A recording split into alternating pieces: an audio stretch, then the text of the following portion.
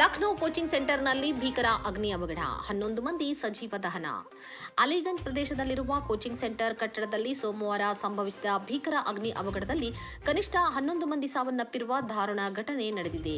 ಬೆಂಕಿ ಹೊತ್ತಿಕೊಂಡ ವೇಳೆ ಕಟ್ಟಡದೊಳಗೆ ಸಿಲುಕಿದ್ದ ಹಲವು ವಿದ್ಯಾರ್ಥಿಗಳು ಜೀವ ಉಳಿಸಿಕೊಳ್ಳಲು ಮೊದಲ ಮಹಡಿಯಿಂದ ಕೆಳಕ್ಕೆ ಜಿಗಿದಿದ್ದಾರೆ.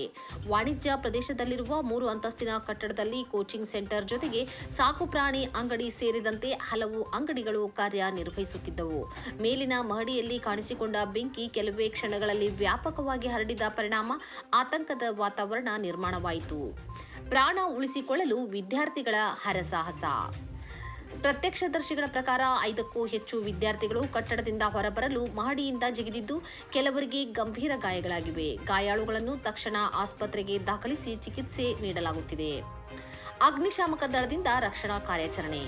ಮಾಹಿತಿ ತಿಳಿಯುತ್ತಿದ್ದಂತೆಯೇ ಅಗ್ನಿಶಾಮಕ ದಳ ಹಾಗೂ ಪೊಲೀಸರು ಸ್ಥಳಕ್ಕೆ ಧಾವಿಸಿ ರಕ್ಷಣಾ ಕಾರ್ಯಾಚರಣೆ ನಡೆಸಿದರು.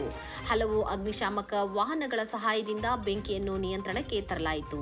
ಉಪಮುಖ್ಯಮಂತ್ರಿ ಬ್ರಜೇಶ್ ಪಾಠಕ್ ಸ್ಥಳಕ್ಕೆ ಭೇಟಿ ನೀಡಿ ರಕ್ಷಣಾ ಕಾರ್ಯಗಳ ಮೇಲ್ವಿಚಾರಣೆ ನಡೆಸಿದರು.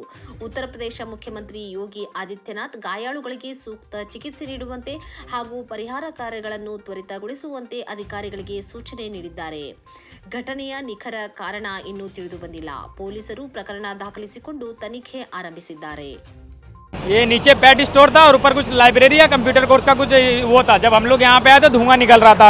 उसके बाद से हम लोग लगातार पुलिस वाले सबको कॉल कर रहे थे कि आप आ जाइए, और कुछ लोगों को तो हमने बचाया। तार से 5-6 लोगों को, 1 लड़की और 5 लड़का। बट आग लगने के बाद फिर एक आदमी ऊपर से सीधा नीचे कूदा, जिससे उसकी वजह से रीढ़ की हड्डी टूट गई और उसके दोनों पैर में चोट लगा।